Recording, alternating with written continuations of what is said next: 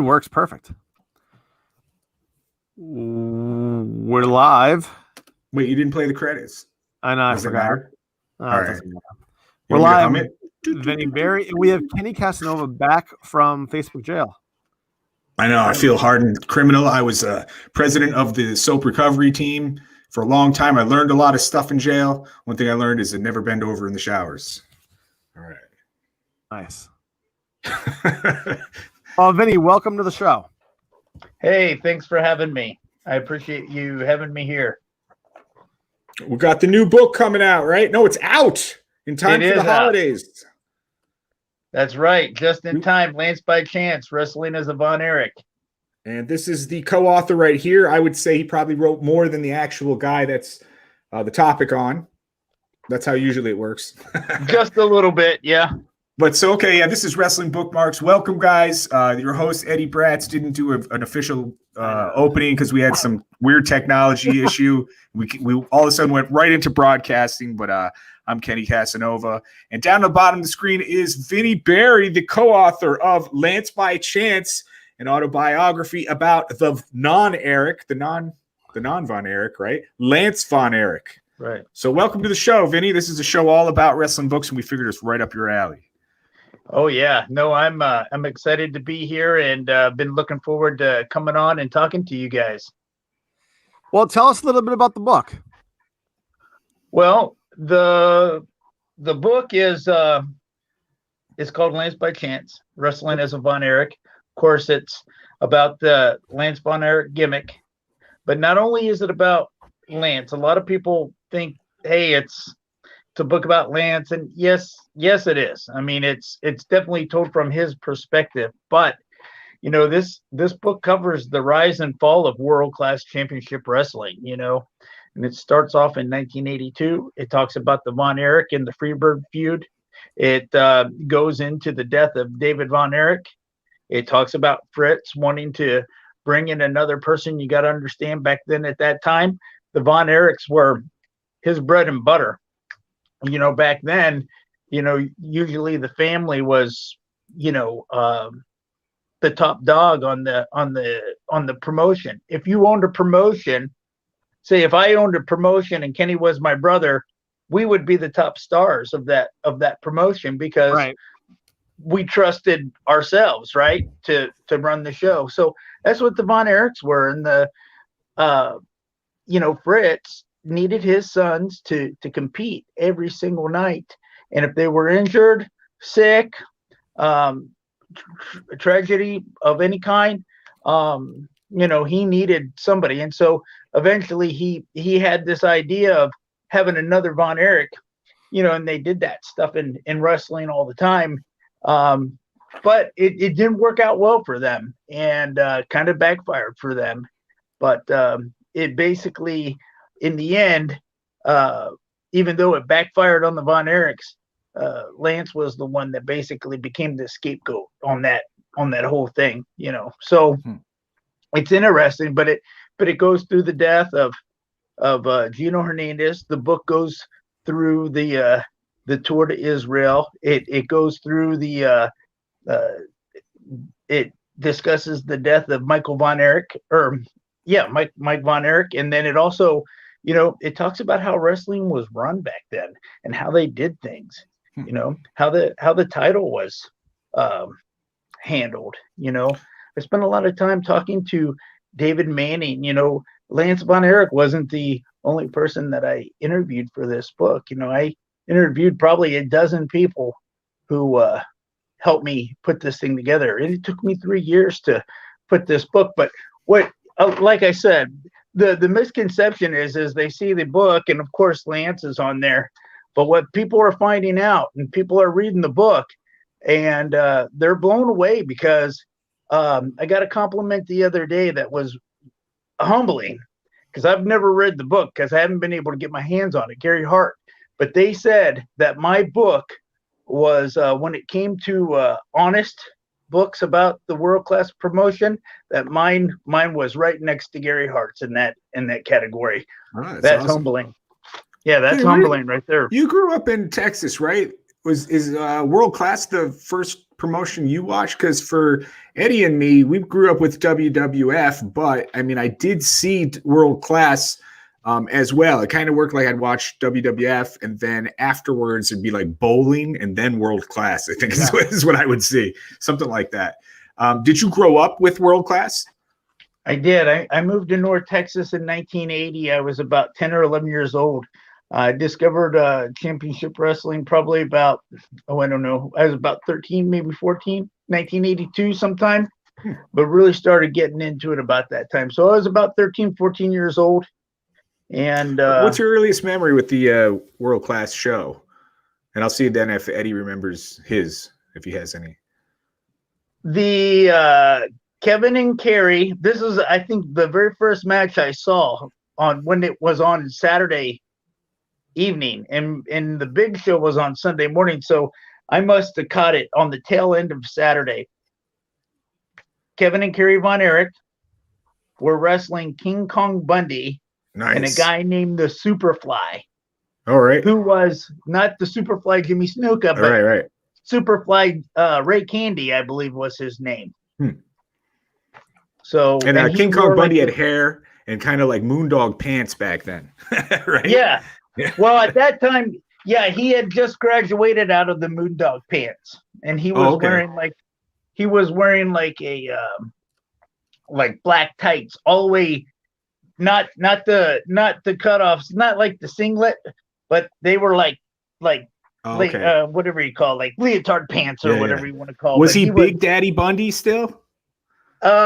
He just turned King Kong Bundy. Just turned King Kong. All right. Yeah. Nice. So I remember it was a steel cage match, and I think Kerry put the claw on Michael Hayes, and he wouldn't release it, and all the brothers came out, and then eventually Fritz came out to break it up. That's like my first memory, is that he was so upset during the end of the feud that he wouldn't release the Iron Claw, and everybody, the whole family came out to break it up, and Fritz was the last guy, and finally he listened to his dad, and he took the claw off. That was something I remember from World Class, I think, right at the beginning. That kind of really turned me on to it. I was like, oh, wow, who are these? And it was so weird to see that because I was so used to watching WWF. And then all of a sudden I'm exposed to a whole new roster of people that are totally different. Right.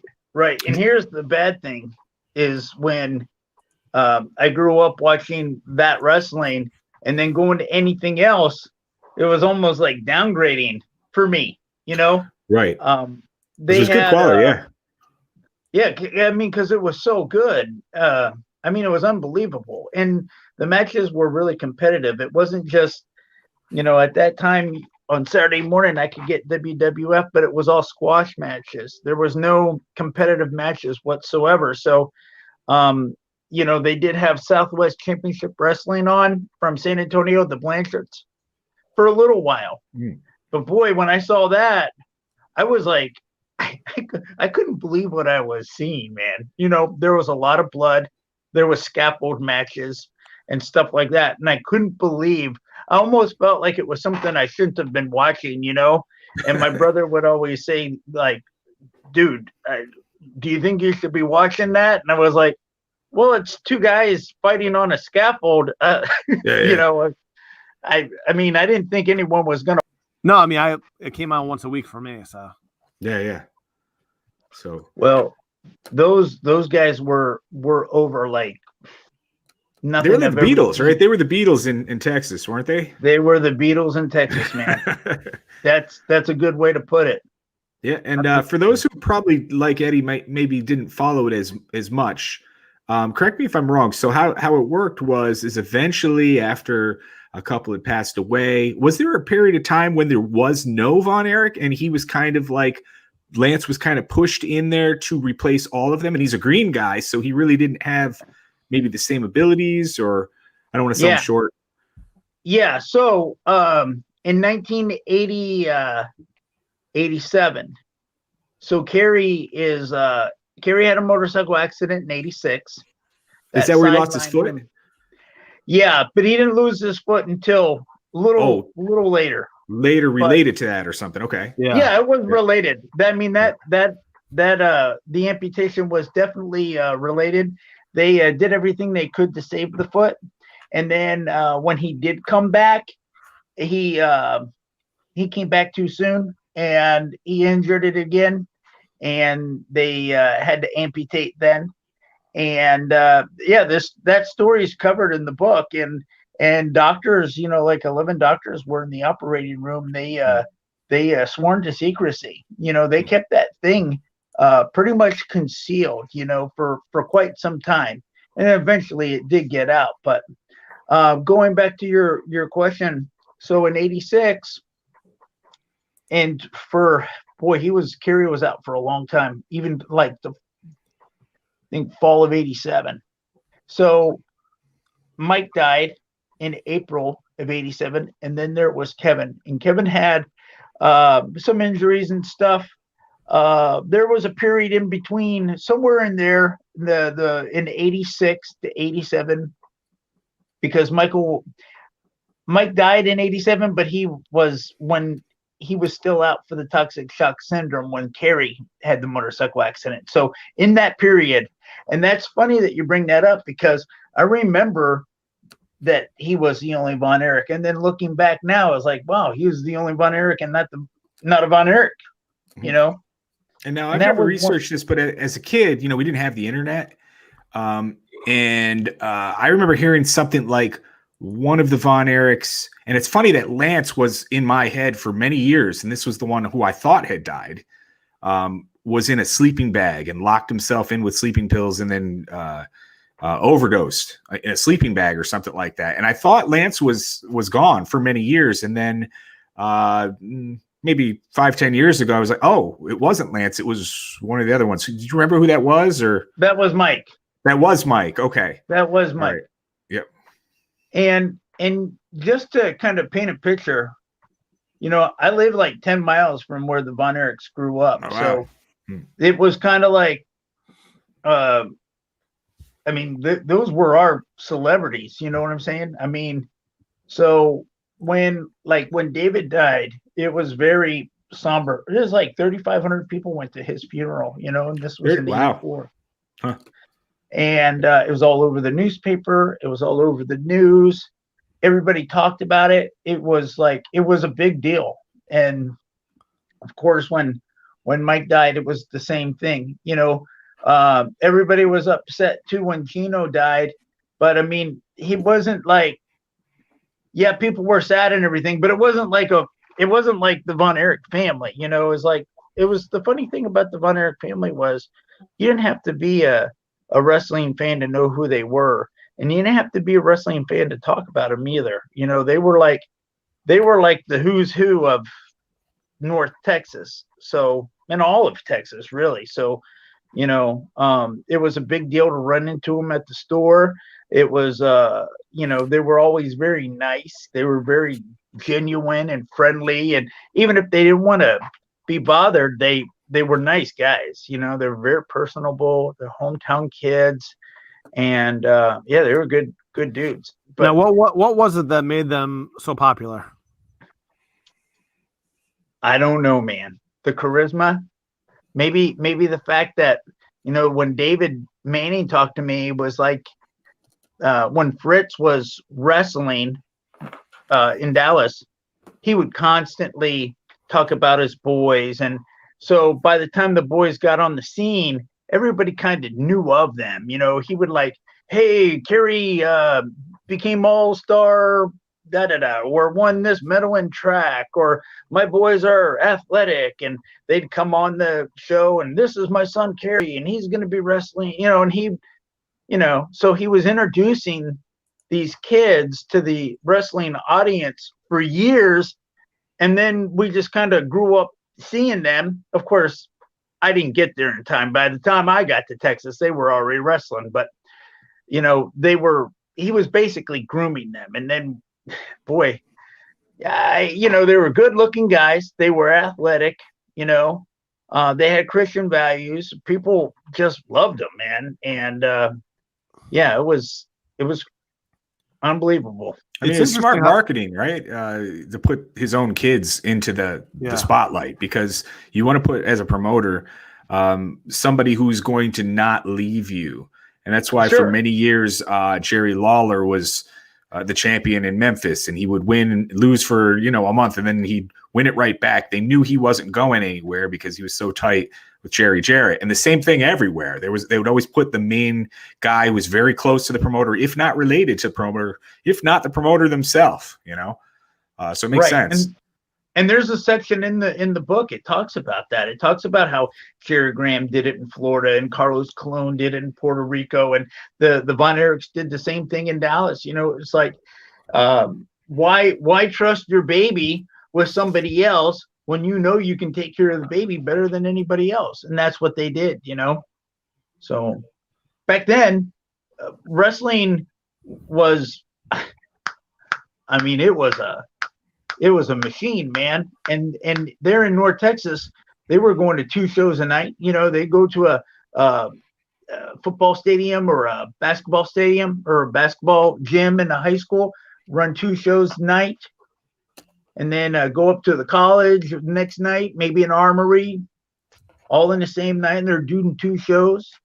And that was one of the things about Lance too, is, Lance is, it got to the point, I know there's a lot of fans out there, but the fact of the matter is, and when I did my research, the biggest complaint that came up about the Von Erichs is they weren't always reliable.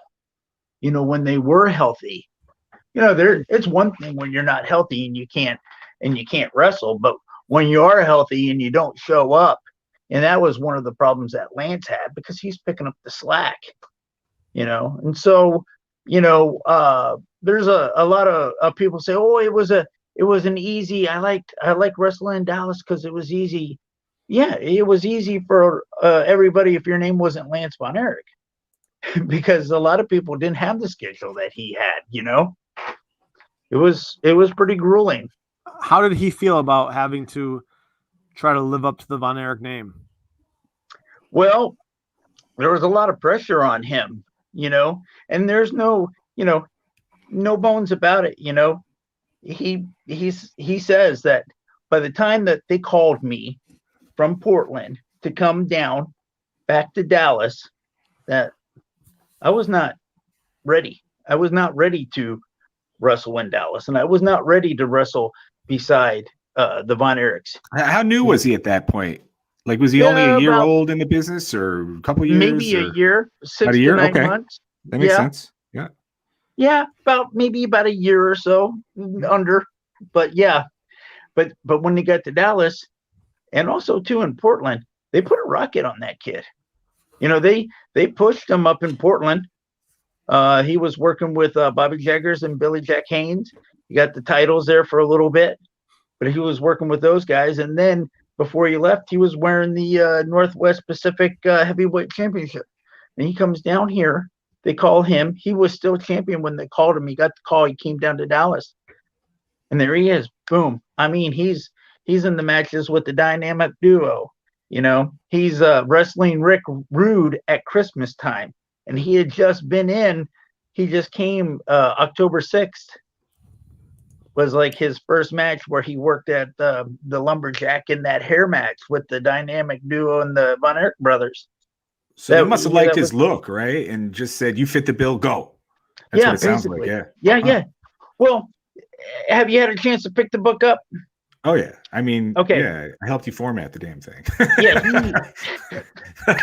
Oh yeah, I forgot about that. Thank you very much. You did an outstanding job. Hey.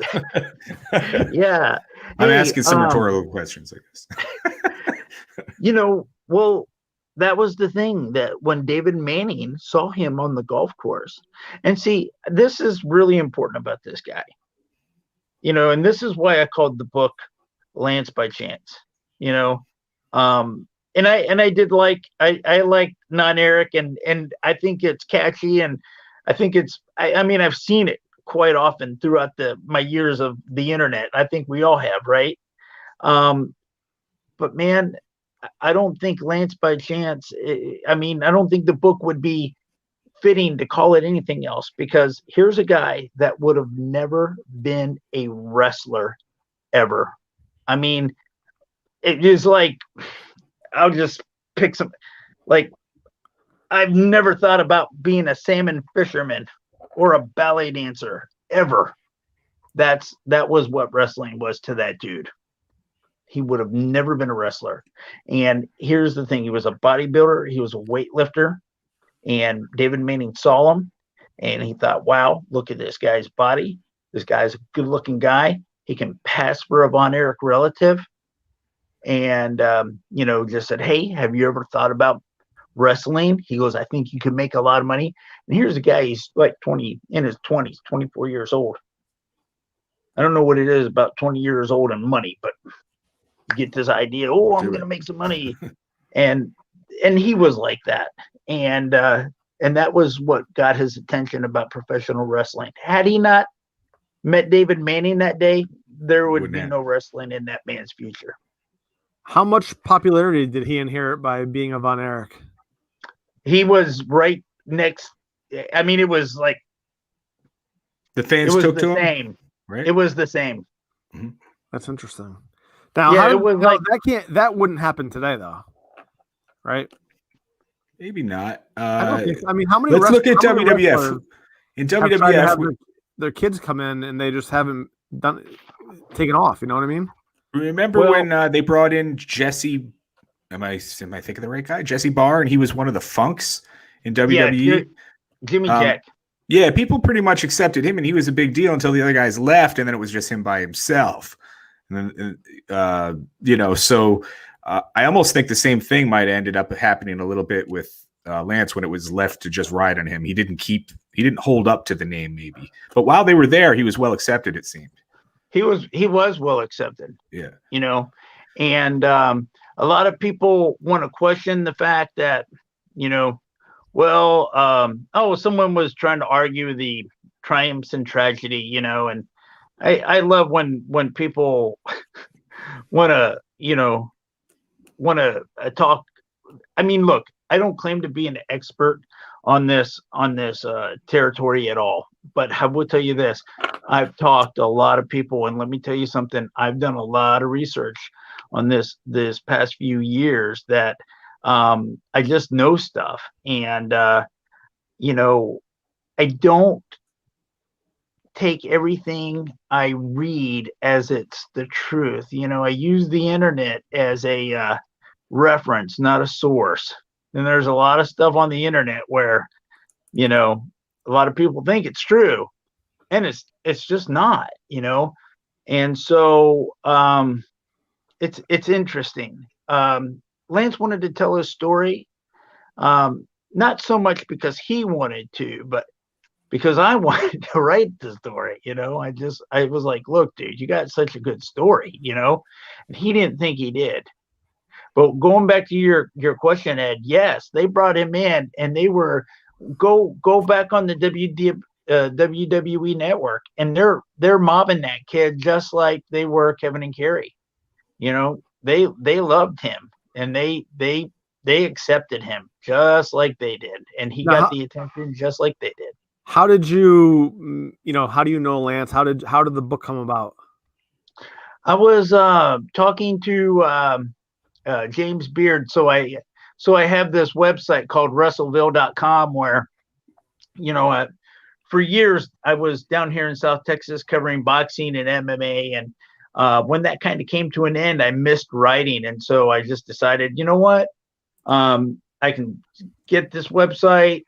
I know some connections in wrestling. I'll keep my writing skills going and give me something to do, And so I did that, and I was talking to James Beard, and Lance came up in a couple conversations, and he just kept on popping up every couple conversations we would have, and I was just like, man, of all the wrestlers that we talk about, that's the one that just have all these question marks of what happened and where did he go and what's he doing and who was he and all this good stuff, and why did the Von Erichs do that to him on TV? And, he was kind of blackballed from this side of the country, or this side of the world, basically. In the United States, everyone thought he was a laughing stock for whatever reason, And you're Texas, so I could see why you would jump on him. I mean, that's perfect, Oh, yeah. Let me ask you Well, this. I'm going to guess maybe 5 years ago, you would send me some articles and I would read them. And at some point I was pushing you. I was like, dude, do a book for us. And I don't remember. Yeah. Who did I push on you?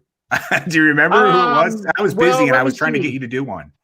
No, I liked your I writing. remember. Now, this is a funny story because I was putting my articles out and I got a message from you and you said, all right, enough with these articles. And I was Write like, a book, right? Yeah, I go, okay. And I was like, what's he? And then all of a sudden he goes, are you ready to write a book? And what was it though?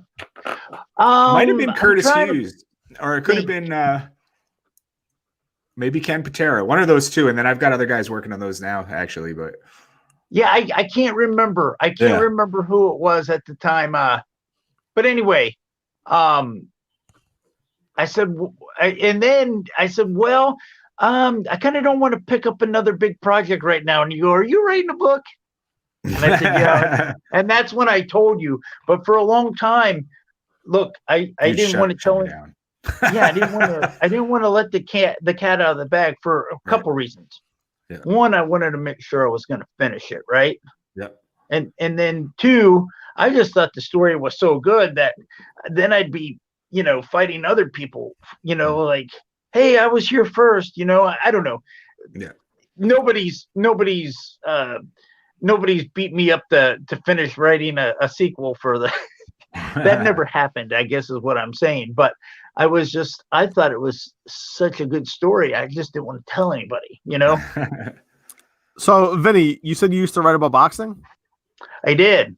So I gotta ask you, what did you think of the Tyson Roy Jones Jr. fight? Wasn't that a work? Wait, that was a fight? I did not watch it.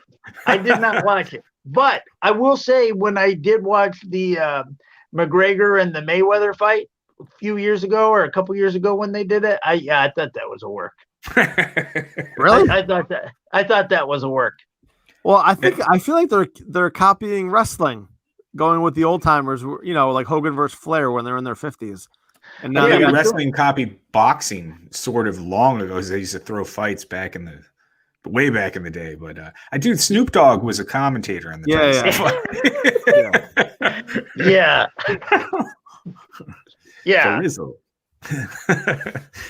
There you go. It has work written all over it. So I want to shift back to Lance a little bit because that's the book we're trying to sell here today. Where can they get that again? Not LanceVonEric.com, which I forced you to buy the domain about 3 years ago. You know what? I did buy the domain. You got it. Okay. Yeah. I did. Get it. It's open. Get it. It's LanceByChance.com, right? It is. Yes. And that was a decision by my web guy that did it. No, that's and good. After he when you search it, me, yeah. After he kind of talked to me about it, but we do have both. Yeah. So easy to get to, yeah. But what I wanted to check with, the weird thing is that about a year ago, I don't know, I'm sure you remember, Vinny, we're testing the waters, and I'm saying, look, what we got to do now is go in to a couple of these different pages, start joining all these, fan pages and stuff, join the Von Erich page, join the World Class page. And we started like putting up pictures of like Lance Von Erich and saying, who's your favorite Von Erich? Mine is Lance, and people would shit on it. Like all the fans were like, "No, screw that guy. He was an imposter. He was a fake." And it doesn't make any sense because basically he was playing a role. He was given the name, correct? He didn't just decide I'm going to be Von Erich. Yet all the fans say he stole the name and he was an imposter. Wait, and they still do this. Weren't the Von Erichs not really the Von Erichs? I guess, right? That's not their real name. You're correct in saying. Not their real name. This is a really interesting. This is one thing I just cannot listen. I tell you, I'm a huge Von Erich fan, right? I grew up watching I was at Texas Stadium when Kerry won the world title. I love those guys. When they passed away, when David died, I cried, man. That was very emotional stuff. I took Kerry's death really, really hard. Mike, I was sad for Mike, but I wasn't emotionally attached to him like I was his other brothers. But I don't get this thing about like, yeah, how they hate on Lance. And we're not understating this, Eddie. If you're not familiar with this, the loyalty of the hardcore world class and Von Erich fans, they shit on Lance Von Erich like hard. Yeah. And you would think that those would be the ones that would embrace him, but they don't for some reason. And it doesn't really make sense. And I can't wrap my head around why. So I thought maybe you could shed some light on this, but. Well, you know what? There's a gentleman who read my book, and he has a Von Erich podcast, and he had posted on Facebook a picture of my book, and he was like, "Okay, Vincent Perry, I'm going to dive into this thing." And to me, I just kind of felt like he's like maybe a bit of a challenge, right? Like he was going in there to read it to see what I did or didn't know. And he came back and gave it high praise. And there's quite a few Von Erich loyal Von Erich fans that read my book and gave it high praise and couldn't believe what's in it. And so, what I want to get across though is that yes, it is a book about Lance's journey, no doubt about it. But I mean, it talks about how, the world-class promotion broke away from the NWA. And when they broke away from the NWA, it was not the same. When they took that American title, the world-class American title, and made it the world title, nobody bought into that. So I would challenge the fan that has some kind of hatred on the character or hatred on the idea of that he's an imposter and all of this. Get the damn book and you'll see why you're wrong. Because, I mean, again, somebody was given a role. They're not going to turn this down when they think they're going to make money off it. And he was very wise in accepting this role. So he's not an imposter. It's not like, for instance, I wrote the Vader book. There was a guy named Big Slam Vader on the Independents. And he would go around and he would dress up like Vader. And if you would go up to him, he would say, "Yeah, I'm the same guy." And he would even pretend to be him. He would even sell 8x10s of Vader and then sign them Big Slam Vader. Like there are other guys that did that. Doink the Clown, there were imposters everywhere, right? Some people would argue that that Tom Brady is an imposter to Del Wilkes, even though there's some trademark question on the idea of the Patriot now. I guess the Honky Tonk Man owns the Patriot name and lets Tom Brady use it. But when it came down to it, Lance Von Erich was a Von Erich and given the name by the father who was the promoter. So everybody that says he was a fake and he was an imposter are just going by some sour grape statement at the end when he had left World Class and then they denounced him, right? Or how did that work? Right. When he left, how did that work? Yeah. Or like, what was that about? Okay. So on the, in 1987, on the I guess, let's see, 84, 85, 86, the fourth annual David Von Erich, and now the Mike Von Erich, right? Mike Von Erich died 2 weeks prior. Is it a stadium show or? Yeah, it was a stadium show. And Lance did not go to that. And Lance, what happened was he had hurt his shoulder really bad from Nord the Barbarian. And so he was like, look, I just got to let my shoulder heal, right? And so instead of being slammed on his back, Nord basically just drove him. Yeah, drove his shoulder into the hard mat and just messed him up. So like a rotator cuff kind of deal, you think? Yeah. And just every time he's trying to work and everything, it's just getting worse and worse and worse. And so he just stopped and basically, he held out. He was basically holding out. He was not only was he worn out mentally and physically, but he's injured too. Yeah, and it happens. So, he was expecting, I guess the office was expecting for him to reach out. I guess he was expecting for the office to reach out, and before you know it, they got this stalemate. And the more time that he's taken off, the better he is feeling, in every way, physically, mentally, emotionally, and basically he just didn't go back. He basically went AWOL. But when were the words spoken though? just maybe one or two times, right? Did the father say Fritz on commentary? Maybe he's not a real Von Erich anyhow, something like that, or well, Kerry came out first, okay, and then about a month later, Fritz came out and did it. So was it a big deal? Was it on a mic? Like, I got something to say about Lance, who's turned his back on us. He's a fraud. Was it like that, or was it just in passing? Like, no. I mean, Kerry went out to the ring and he said, "Hey, I got something I need to share with the crowd, and it's very embarrassing, and I don't really know how to say this, but Lance Von Erich is not related to us, and his real name is Kevin Vaughn, and he's refused to come out to the match, and he's not going to wrestle tonight." And sour grapes then is what it was. Yeah, but he wasn't even in the building. And according to Lance, he didn't even think he was in the country at that time, but he doesn't remember when Kerry, in correlation to when it happened, because when he left. So now we can only guess that probably they were getting fan mail, and they're fans were like, "Where's Lance? Where's Lance?" And they were like, "We gotta have to address it. Let's bury him." You know what I mean? That's probably. I'm just trying to think why they would have bothered to. Well, what Lance can't understand is, why didn't they just say that he suffered a career-ending injury from the hands of Nord the Barbarian? There you go. And that makes Nord look good, yeah. But I mean, it's over, right? I mean, that's basically kind of what happened. But they had to go a different route. Like they kind of like they wanted to bury him, And that happens a lot in wrestling now.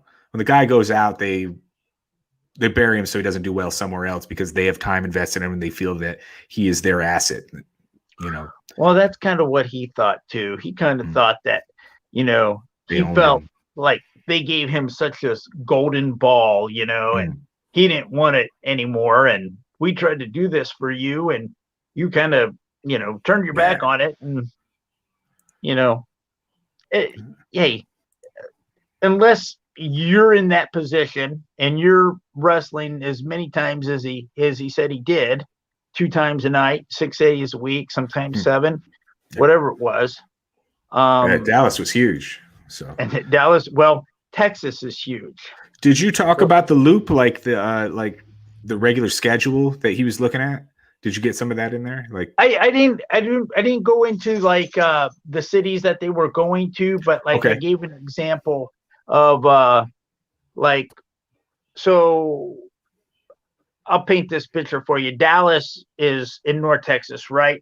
Waco's about 110 miles south of Dallas. So he would start in Dallas, let's just say, I don't know, 4 or 5 o'clock in the afternoon. He'd start driving to Waco, get there for the 7 o'clock show, wrestle in the first show, probably take him a good hour and a half to get there, whatever. Those guys were flying, so he probably made it a good hour and a half. Get there, wrestle in the first show, drive back in his trunks and his gear all the way up to, say, North Texas again, maybe a suburb of Dallas, Irving or Denton, Bedford Hewlett, something like that. And he'd wrestle there in the main event. And he was doing that quite often. So he'd go to the furthest town and then come back to the. Yeah, it's never as the crow flies. It's always, it's not just. Yeah. And so that was an exhausting thing for him. And he talked about that, and then, I talked to David Manning. He was talking about the schedule. There's a little difference in it, and this is in the book.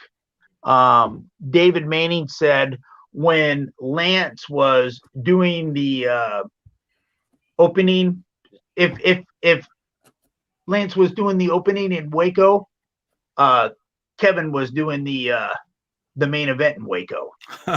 So what I mean? They gave themselves just a little bit of leeway that might even cut into Showtime. Right. So right. Lance would start the show, Kevin would finish it, and then vice versa in the other town. Yeah. So, but who knows? I mean, again, it's 35 years.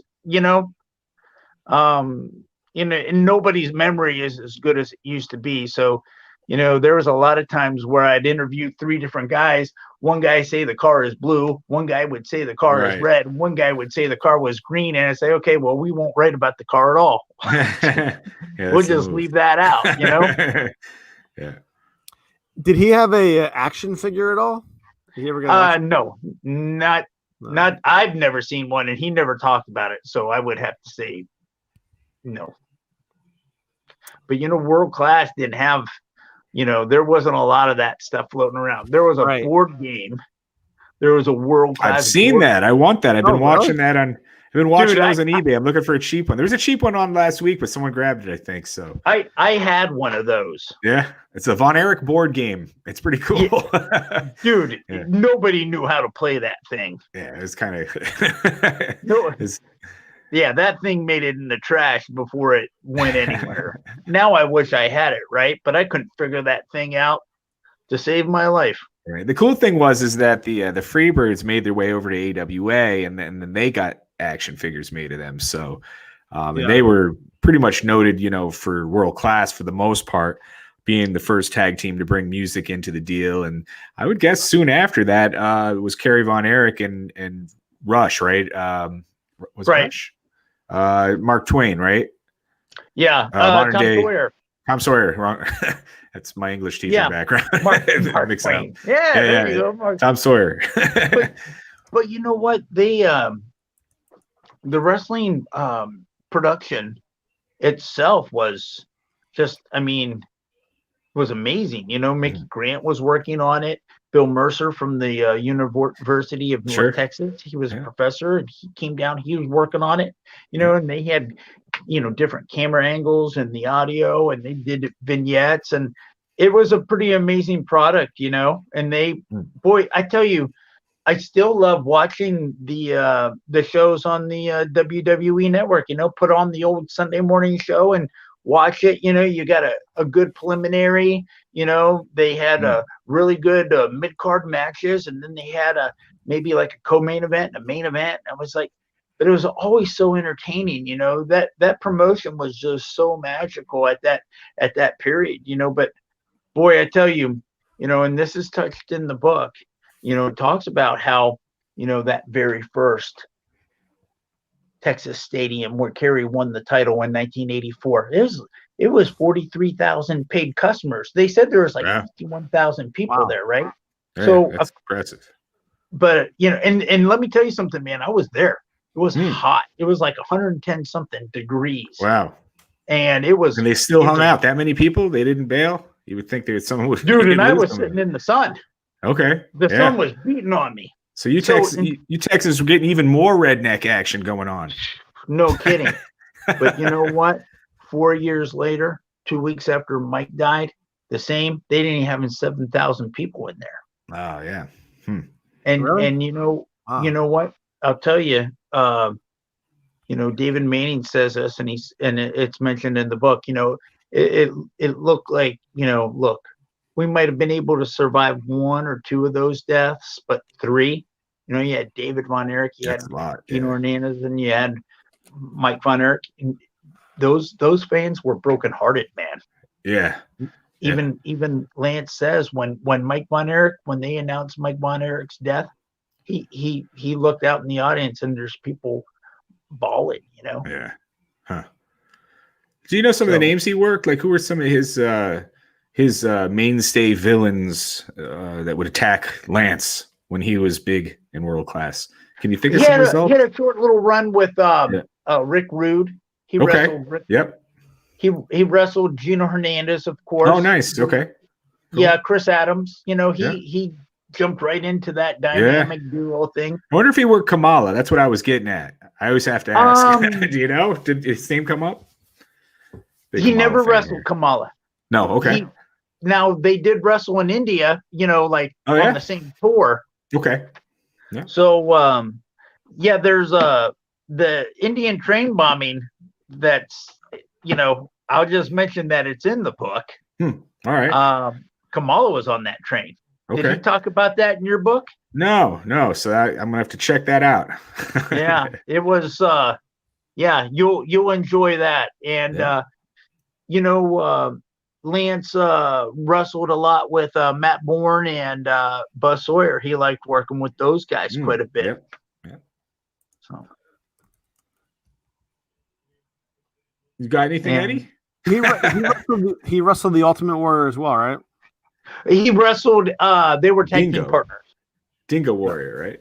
Yeah, they didn't wrestle. I don't believe they wrestled against each other. They were teammates. They held the title. Oh, interesting. Oh, I'm looking on the database. You know what? You are right, because he was heel. He was heel, and then he turned good guy. So yes, he started with Gary Hart, right? And that's right. When he came in, he had just kind of like a mustache and short hair, but he had the paint. And and he was the Dingo Warrior because the boots. He wore really crazy boots. Eventually, I think the boots got bigger and bigger with more tassels, and then went right up his arms and the whole deal. Right. Yeah, you're right, Eddie. You're right. So, do you think they denounced Lance because maybe they were worried that he would have went the same route as Ultimate Warrior and go work for Vince and take the name with them? Or could he have even taken the name with him? I don't know. I don't know if he could have taken the name. I don't know. I don't think he could have taken the name, but yeah, I think that Lance thinks that he thinks, but you know what? So instead of I read that somewhere. Yeah, he really thought that because he couldn't. It's a head scratcher for him. Why would Fritz do that?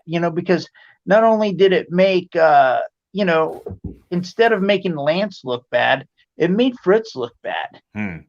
You're talking about a very sensitive time about, kayfabe and wrestling and, the secrecy and all this good stuff. And a promoter of all people comes out and basically spills the beans, and they just didn't do that back then. Well, you saw how they treated Eddie Mansfield, and so, Lance couldn't understand that. But instead of going to the WWF, Lance goes overseas, takes the Von Erich name with him, wrestles for another 9 years, whatever, right? And became a pretty big star over there. I'll tell you what I would always want to know was when Kerry Von Erich went to the WWF, why did they change his name? He was a huge name coming in there, right? Why did they make him be the Texas Tornado? Well, this is only what I think. Vince wants to put a stamp on everything. Yeah. Right? I thought that was a terrible. I mean, looking back on it, that was a terrible idea. They wanted to do that to Vader too. They wanted to call him the Mastodon. They wanted to call him just the Mastodon. And if they wanted, you could make reference to Vader the same as maybe Vince would make reference to Kerry Von Erich, and which they did from time to time. But they would call him Texas Tornado, same as Roddy Piper. They would Vince, whenever he addressed him behind the scenes or on the mic, he was always the Hot Rod because that's the name that Vince made for him. So, so he wanted, just as Vinny said, he wanted to own a piece of that and keep pushing his ownership part of the guy that you're looking at. So, it's smart and dumb at the same time from marketing. I thought it was dumb. It was dumb. Because you got these guys coming in, people who already have a fan base. Yeah, right. Yeah, I mean, it's easier to, keep the train moving, and then instead of, I remember Jim Cornette doing an interview on that, and he would be like, I'm going to do my Jim Cornette impersonation, Eddie, that I know you love now. He would say, "Vince, you dumb son of a bitch, you're going on. You got Vader here, and you want to call him the Mastodon? What the hell are you thinking? He's known all over the world as Vader. Why reinvent the wheel?" So, I mean, that's kind of what's spinning through my head when you're asking this question here is remembering that interview. Well, Vinny, listen, thanks so much for coming on tonight. Where can people find your book? You can find the book at lancebychance.com. Yep. And if you give me a moment, Ed, just so if you don't mind. Yeah. I would like to just read just some of the titles of the table of contents, so people understand what's in this book, there's a passage by Kevin Von Erich and Dusty Wolf. There's a foreword by David Manning. In the first But chapter. you actually got Kevin Von Erich to write something for the book? I did, actually. I did. Oh, You want to hear that story? Yeah. So I'm on. You're welcome for the phone number, by the way. I'm on my messenger one night, and Kenny Casanova texts me and says, "Hey, how big are your nuts?" And I said, "They're pretty big." And he says, "Yeah, well then call this number. It belongs to Kevin." That's about how it went down. Wow. And he did, though. He did. Credit to you. That's awesome. You know what? I held on to that number for a while, talked to my wife, and I said, "Hey, I got to call him." But I wasn't where I wanted to be with the book, right? I wanted to get to a certain place. And, at some point I didn't know if, it's like, damn, I'm never going to finish this thing. You know how it is, Kenny. So are you happy finally, you called him, though? You got it. I called him 3 times, left a message. I called him 3 Fridays in a row. This was during the quarantine, so I wasn't working. So I called him 3 Fridays in a row. And then one Saturday I texted him, and he replied. We text for 2 hours, and pretty much told me that he didn't want to contribute to the book. And, he shared some thoughts with me, and you wore him down. Well, about a week later, he texted me back again and had a nice, he got honest with me. He shared a couple things with me, and it was like, okay, that, and we that wasn't a very long conversation, but I don't know, a week later from that second text, I was about to go to print, and I just texted him and said, "Hey, I would like to put a quote on the back of the book with you. If you just give me that, I would appreciate it. Could you give me a quote that I can put on the back of the book?" Yeah. And he says, "Yeah, you can use this." And he texts me a pretty big paragraph. So I stuck it in the front of the book, and I took a sentence out of it and stuck it on the back. That on the back. There you go. Yeah. And, cool. I'm not going to share what he says, but he gets honest in that paragraph, and he's basically says what he thinks about Lance. It's not, but going down back into the table of contents, you've got his early years of meeting Fritz and being discovered, and training and going to Portland. But there's chapters. This is what I like about this book, and someone shared this to me that wrote it or read it, and they said, "What I like about your book is that you could read it from the beginning to the end, and it's a good story, and it makes a lot of sense."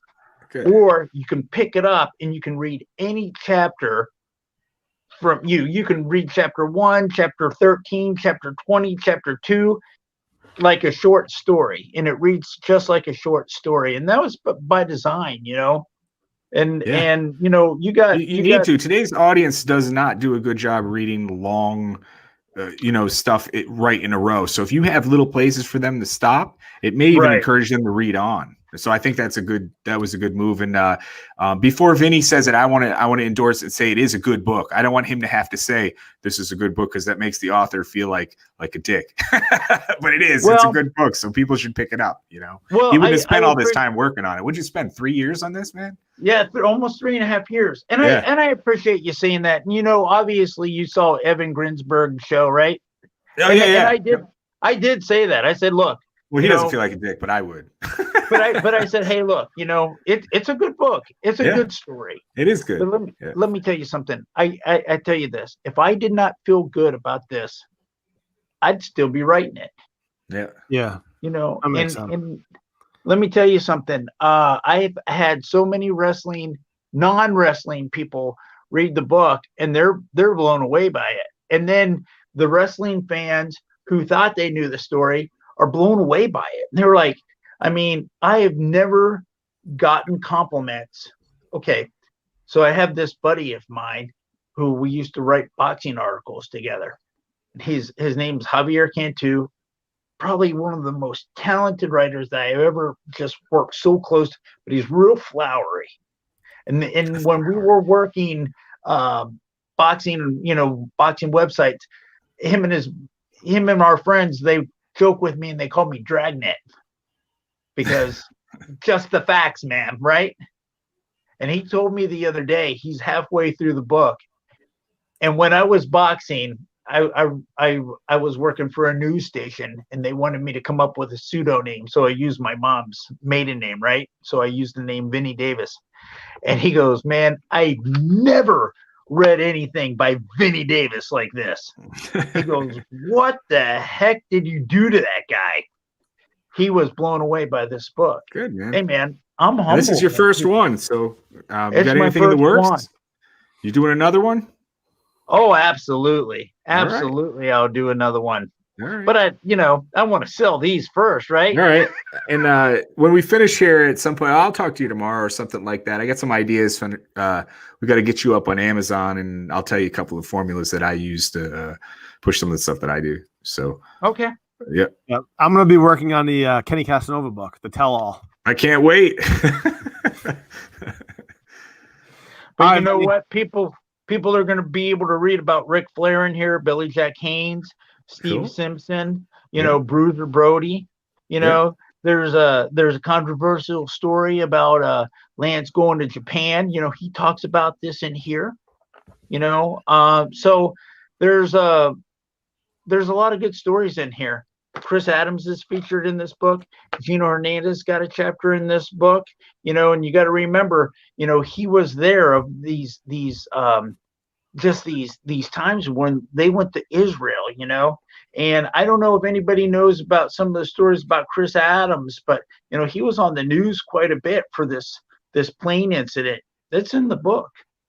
There's an incident that wasn't on the news that happened in Israel. It's in this book. Yeah, so the world class fans are going to dig that. Even if they don't think they like Lance, check it out. Because if you like world class and you got other stuff happening, so and David Manning spent a lot of time helping me with these stories. I think what's the website again? What's the website again? They can get Lance by Chance. www.lancebychance.com. All right, well there you go, guys. Cool. All right, well, Vinny, thanks so much. Guys, thank you. I really appreciate you having me on. Awesome. Kenny, it's always good to see you. Ed, thank you so much. Yeah, all right, appreciate it.